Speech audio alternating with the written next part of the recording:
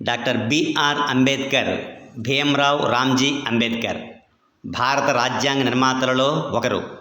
నిమ్న కులాల వారికి పూజ్యనీయుడు, ఎంతోమందికి ఆదర్శప్రాయుడు. అంటరానితనం, కుల నిర్మూలన కోసం కృషి చేసిన వ్యక్తి.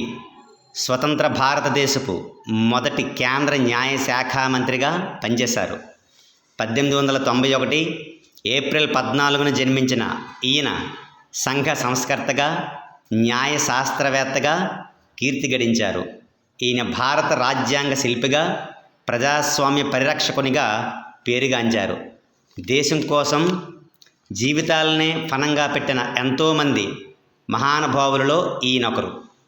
ఈ మహా వ్యక్తికి పుట్టినరోజు శుభాకాంక్షలు తెలుపుతూ ఇలాంటి ఎంతోమంది మహానుభావులు మరలా జన్మించాలి. జై హింద్.